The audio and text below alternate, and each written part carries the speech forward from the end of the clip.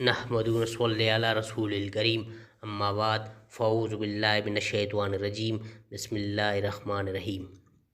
अस्सलाम वालेकुम ख़वातीन व हज़रात। हमारा दूसरा मौजू है बुर्ज जौज़ा मंथली मार्च 2020। सामईन 23 तारीख को ज़ाल निस्फ़ नहार से गुज़र कर आपके 10वें यानी कैरियर के घर में दाखिल हो जाएगा। कैरियर की ये अच्छी खबर है और इससे इशारा मिलता है कि आपको कैरियर के हवाले से सफ़र करने का मौका मिलेगा। कैरियर के तकाज़े बहुत ज़्यादा होंगे और कामयाबी के लिए आपको भरपूर मेहनत करना पड़ेगी और कामयाबी इंशाल्लाह आप ही के हिस्से में आएगी। ज़ाल अमूमन मुश्किलात पैदा करता है, लेकिन आपके ज़ायचे में इसका मुस्बत पहलू ज़्यादा नुमायाँ होता है।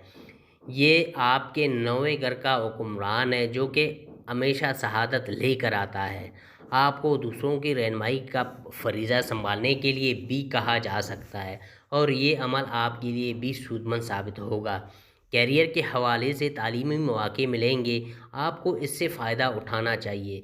कैरियर के हवाले से मज़ीद अच्छी खबर ये है कि आपके ज़ायचे का हुक्मरान ज़ोरा 5 तारीख को आपके अपने बुर्ज में दाखिल हो जाएगा और 6 से 9 तारीख तक आपके कैरियर के सैयारे यूरेनस के साथ मिलकर सफ़र करेगा।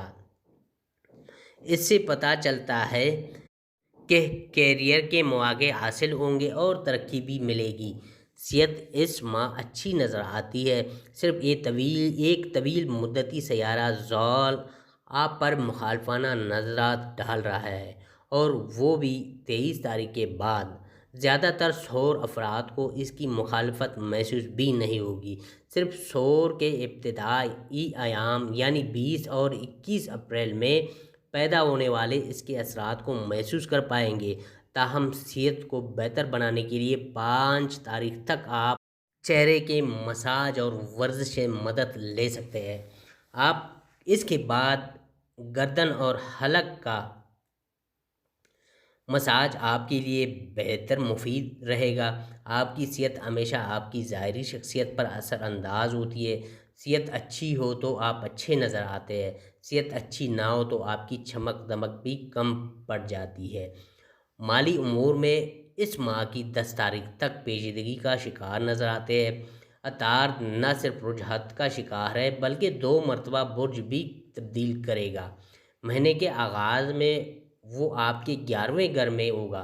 4 तारीख को उल्टी चाल चलता हुआ आपके 10वें घर में आ जाएगा और फिर 16 तारीख को दोबारा 11वें घर में चला जाएगा। चट्टी हिस्स का मशवरा मानने से पहले देगर ज़राए से तस्दीक कर ले।